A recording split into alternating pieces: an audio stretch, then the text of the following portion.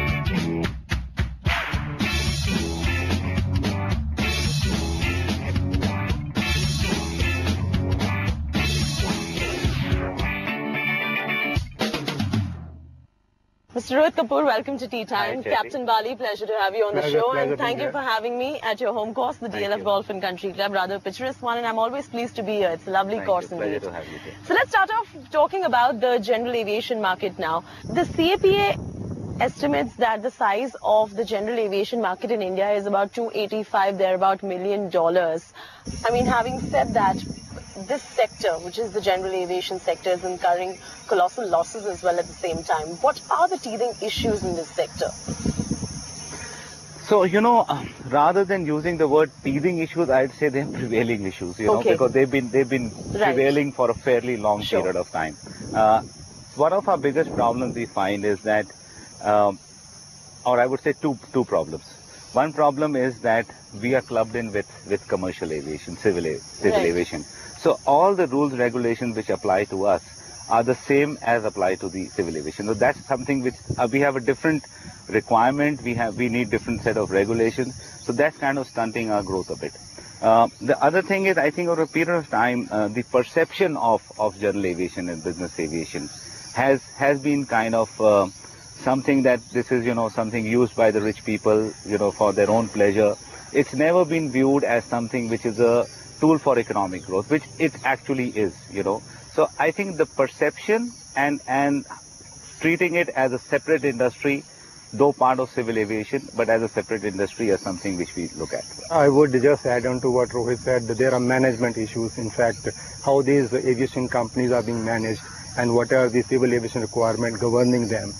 You see, there are 136 NSOP operators in India. 70% of them are having one or two aircraft. But they have to have full infrastructure, full support system for that. Whereas ideally, in fact, a company should have about 5 to 6 aircraft. So that is where the costs go up and they become unviable after some time. It's very exciting to be in aviation business, but it is very challenging to sustain it in a profitable manner. That's the biggest challenge, and we have to look at the models of our operations in the way we are managing our companies. All right, let me tee off on that note and we continue discussing.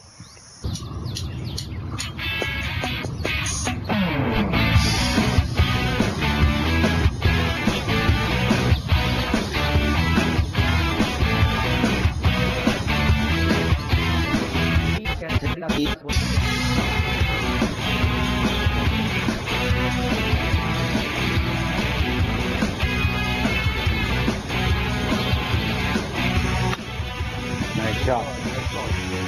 Thank you. Now, there are 150 airports in India that are open to business aviation, general aviation rather. Having said that, the facilities that these airports are providing for business charter planes and the likes are very substandard in this country. How are you battling these issues with aircrafts in India? So you see, these 150 airports are the same airports which are used also by the commercial aircraft. Right. Right. None of them have facilities which are supposed to be exclusively given to general aviation operations. Right. We're talking about fixed-base operations, FBOs, the lounges. Except Delhi and Mumbai, none of them really have that. Right. World over, actually, business aviation and general aviation operates out of separate, specialized airports. Sure. Every city in the world, you look at New York, you look at Singapore, look at London, they have these satellite airports which are meant exclusively for general aviation. So I think one of our biggest, requirements today is to probably earmark some airports around the metropolis to cater for general aviation traffic. Have you gotten into a dialogue with the Airport Authority of India to We have, but this into there are action? certain issues at the moment in terms of certain restrictions of new airports coming in within the radius of, as laid down in the agreements that we have with the private airport developers. So if you see in Hyderabad and in Bangalore, they've actually shut down the old airports, which are assets sitting there which are not being used. Right. So because of those agreements. So I think there's already a dialogue on that. Maybe soon maybe they will come up as general aviation airports or something like that. As business association, as a body that represents general aviation in India, how proactive are you on that front with the AAR? Yeah, we had a series of meetings in the ministry and we brought up this issue what he mentioned about having FBOs. See, it will be tough to get FBOs in India for next 5 to 10 years. The immediate requirement is to earmark space for general aviation. Right. There are 15 airports likely to come up in PPP model. We are requesting the ministry that we, at least in each airport, we should have specific requirement mentioned in OMDA, that the agreement which is signed with the airport operator to earmark about 30% minimum space for general aviation. Right. And our emphasis is based on the fact that government is also talking of regional connectivity. Sure. And these airports are going to be coming in the hub and spoke model from where the aircraft will fly. So these smaller aircraft, when they fly to the hinterland India, they need to have space at the bigger airport. And that is where the requirement to earmark 30% at least to begin with before the FBOs come up, which he mentioned. And there are some restrictions placed because of the agreement earlier you had with the airport operator that within some radius, no other airport will come up without their being involved in it. So that is something, but we are proactive and we know the requirement is going to come up in a big way in future. Do you think there is a conspicuous lack of that one progressive, well-capitalized global player who will take this general aviation sector forward? Obviously, there is a lack of that one player who's doing that at the moment. It depends upon the need arising for it. Right now, we feel that the general aviation has begun to grow and we need to handle some issues. The big players can come in later on, not immediately. First, we need to sustain the growth rate which we had achieved earlier. And the global players, of course, are already there in some way or the other. But the big one which you are talking about, perhaps need to wait for some time. That's what we feel. So I have a little different view on this. I think we do need a big player, but obviously for any big player to come in, there needs to be a business model which is viable enough for them to actually come in and make the investments. So and what would that business model really I think be a like? business model for any company like that is a model which gives them profitability, right? Absolutely. A company makes investments to make profits. But at the moment, the way things are, there are parking constraints. Mumbai and Delhi are major centers from where the demand is coming, whether for flight of aircrafts, ownership requirements. Sure. Mumbai is closed, totally closed. There are no parking bays.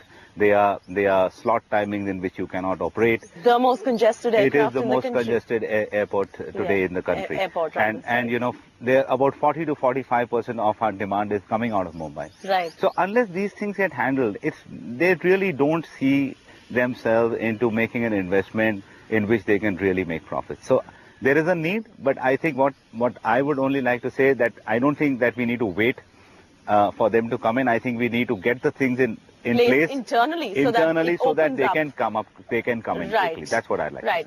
Economic Times recently reported that between the 2nd and 3rd week of May, there were 5 MS incidents that took place in the congested skies of Mumbai. Safety is increasingly becoming a huge issue as far as general or civil aviation for that matter is concerned. Are you working closely with the government, with the AAI, with the authorities to beef up the security and safety norms in this country? I would say that safety needs a proactive approach, and that is the approach and philosophy of International Civil Aviation Organization, ICAO. Right. They came out with the directives in 2010 of a SMS, Safety Management System, which is basically a proactive approach. These incidents, perhaps, which you're mentioning, do happen. There are angles of human error, most of the time. We need to have a very, very proactive approach to avoid accidents, though they will still continue to happen. This is, as far as our taking up this is concerned with the DGCA, we have repeatedly asked for adoption of International Standard of Business Aircraft Operation in India, right. Which is, there is an organization known as International Business Aircraft Council, which represents the business aviation in ICAO at Montreal. They have come out with a manual which describes the best standard way to operate most safely, which also incorporates the requirement of SMS, which I mentioned earlier, to ensure that we minimize the risk involved in flying.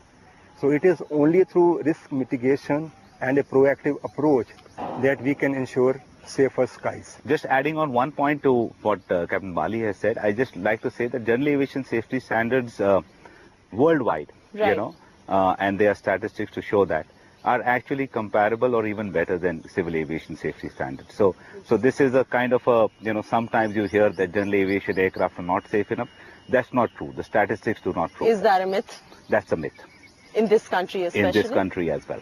Now, where are the corporate revenues really focused on? Mumbai, Delhi, Bangalore, Pune, Ahmedabad, is that the right order? And how much of the revenue in terms of a percentage breakup comes from each of these cities actually?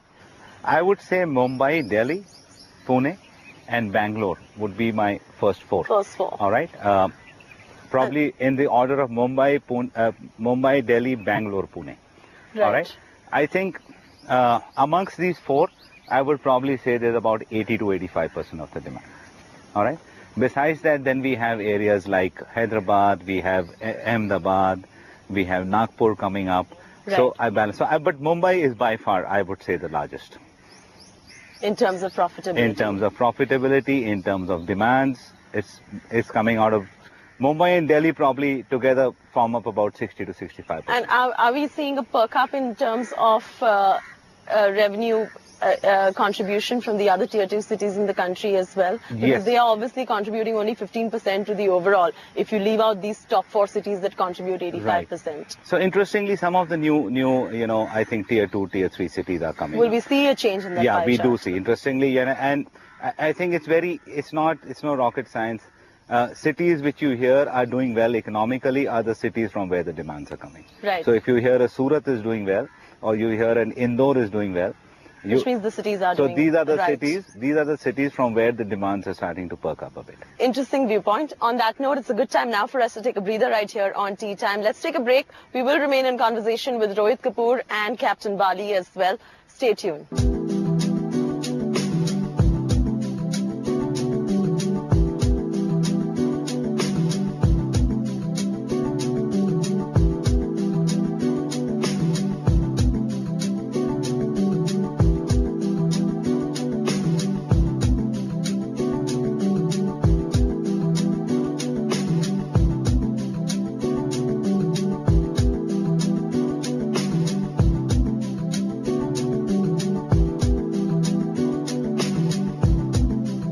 I always say golf is a great leveler. And I believe you always stay in good books of your bosses if you play golf. Now. Thank you for staying with us on Tea Time. We're still in conversation with the President and the Secretary of the Business Aircraft Operators Association. So now, Mr. Kapoor and Captain Bali, what are y'all as a body doing about the complete and absolute absence of a policy regulation in this country as far as the general aviation sector is concerned? Well, as I mentioned earlier, this is the foremost requirement for general aviation to grow in India. And we recognized this requirement immediately after our association was formed. We have been working with the ministry and also with the DGCA to get a separate set of regulations for general aviation in India. In our last meeting, which we had in the DGCA on 17th of December last year, DGCA accepted the requirement to form a separate air regulation group under the chairmanship of Joint Director General. Right. So we are in the process of now gathering the requirement of specific cars, which civil aviation requirement, which are actually designed for general aviation only, to be presented to this group so that they are in a due course approved and they are implemented for general aviation, so that the unnecessary restrictions which are put on the general aviation because of the scheduled airlines requirement being imposed on them is removed and the general aviation is able to realize its full potential.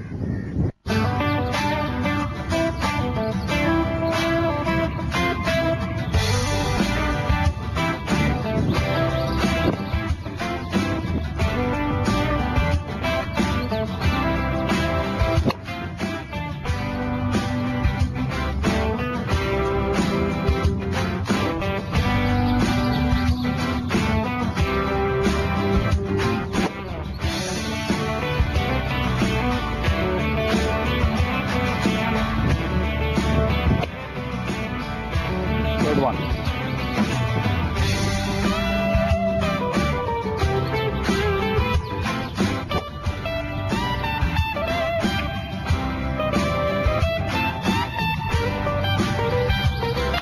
Yes, that's a great one. Very nice. Thank you. As of today, you are allowed 74% FDI in general aviation, and I mean there are talks and there is it's rumored that very soon 100% FDI in general aviation will also open up. Now, I'm not too sure where the BJP stands as far as this is concerned, but as the Business Operators Association, what is your take on foreign equity infusion in this sector? Foreign equity infusion is definitely welcome into a sector which is cash strapped, right? And right. which requires more technology, more technical expertise, definitely is welcome. At the moment, we've got 100% in certain areas of general aviation. Right. You know, helicopters are allowed 100%, seaplanes are allowed 100%, MROs are allowed 100%, and general aviation operators are allowed about 74%. So, yes, I would rather say that at the moment our focus should be to get, as we discussed earlier, to get the viability in a way that we start getting some investments even up to 74%. 74%, right. You know, we don't see that happening. I haven't seen anybody coming in investing money into helicopters or seaplanes or general aviation. Because the ecology in India is not permitting them to, like we discussed earlier. So it's something which in time will be welcome, but at the moment to us it's not a priority issue, and this is not one of the demands which we made to the new company. Yeah, the immediate need would be to achieve greater efficiency and profitability in the sector before we start looking at more foreign investment, though they are always welcome.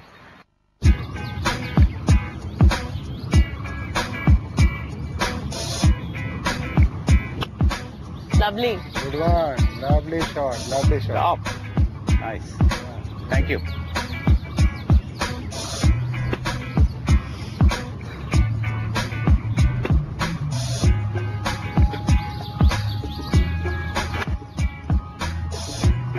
Nice. Nice. So now let's discuss manufacturers in this space. Till date, the manufacturers in the general aviation sector have played a very limited advocacy kind of a role, where they're not too much involved in dialogues with government and sitting with them to review implementations of policies or framework. And like Boeing and Airbus have been very proactive on that front. Do you think that gap still exists somewhere in general aviation as well, where manufacturers are not playing a proactive role? You know, I think, yes, there are gaps. And I think one of the biggest gaps, obviously, is the demand, which has been low for some time. If you see in China, most of the manufacturers in the last 3 years have set up shop. Right. You hear of a lot of manufacturers which are setting up shop because the domestic demand is picking up, plus the regional demand they are able to support from there. So for India, for general aviation manufacture to pick up, I think one has to be a domestic demand. Secondly, also we need support from the government, in terms of taxations, special zones, to help them, for anything which takes to kickstart manufacturing in any other industry, I guess. So that needs to be done. When you're talking about support from the new government now, how much of support are you banking in from the new government that has come into power as well? Do you think a lot will change with the BJP coming into power now? We are expecting government to come out with major policy which would help the manufacturers to set up MRO facilities, major maintenance facilities. Looking at our geographical equation, we have a potential to become MRO hub of the region. So that potential has to be tapped through reduction of duties. For the benefit of the viewers, we'll have to elucidate what MRO is. It is maintenance and repair organization. Overhaul. Maintenance, repair and overhaul. Right. So, just to add to what Kanwali is saying, basically, we expect the new government to be supportive for the simple fact that they are business friendly is what they are coming in. That's the mantra, that they're going to support business. Right. And general aviation is a tool to support business. Support and aid business, of course. So definitely we feel that they will take certain actions and certain policy decisions which will support our industry. Interesting conversation now. Now let's discuss golf a little bit. When did you take on to the game? Well, I've been playing for about 10 years now. 10 years. And how about you? For about 15 years. And what is it about golf that interests you, excites you so much? Well, I think for me, there are one or two things. One is you challenge yourself. Right. All right. You're really not challenging anybody else. It's a sport where you can play by yourself and still feel challenged. That is one. And secondly, it's a great way to de-stress, spend some time with your friends, with your family. So I just enjoy it for that. How about you? Yeah, I believe this is a game which allows you to be a sportsman from the age of 8 to 80. Right. So that's the most beautiful part of this game. You can and pursue you it are for among life. greens, you are among beautiful surroundings. And of course, you challenge yourself. You can play it alone Right. and challenge yourself. Right. It's a very interesting game, and in fact, it keeps you going and keeps you making feel that you're still young. Does golf also help you somewhere in your, you all are personal, I mean, apart from being the president and the secretary of the BAOA, you all also head businesses of your own, of course. Right. You, in your personal capacity, obviously run an entire general aviation company by yourself as Right. well. You've been in the Air Force before. How much of this game has helped you independently throughout your careers as professionals, as businessmen? I always say golf is a great leveler. Right. All right. It takes you on a high one moment and it brings you on the low the next moment. Correct. So I think that's a great lesson of life. To me, I think that's the biggest lesson I learn about golf is that you hit a great shot, you get a birdie on one hole and you think life is fantastic, and the next hole you triple bogey and you think, wow, I'm back again to where I was. Right. So I think if you treat life that way and you take the highs and you keep your feet on the ground and you manage to go through the lows, I think it's a great kind of a lesson you learn for life. Interesting. How about you? Yeah, I think being an Air Force officer, it was a natural choice to play golf. And Why was it a natural choice? because the Air Force and Army have a sports ground which Right. can be converted into golf courses, and we can You all have conveniently easy play. access to golf courses. And I believe you always stay in good books of your bosses if you play golf. By letting them win, right? By letting them win. That's the only way you can say saying good the books. shot is good when actually it is not so good. Okay, on that happy note, let's complete our game. Come. Sure.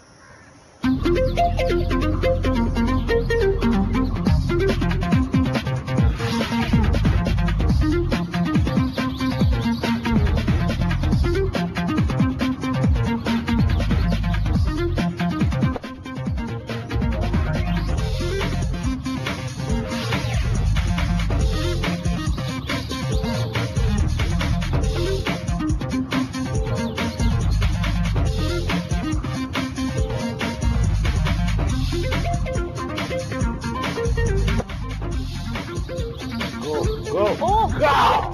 Fantastic. Fantastic.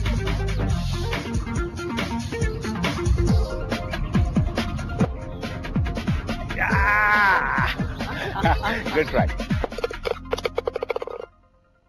All right, thank you so much on that note. We hope that dream comes true sooner than later for all of you. Pleasure being with you. Thank you. Thank you, Thank you for joining me. Indeed a pleasure.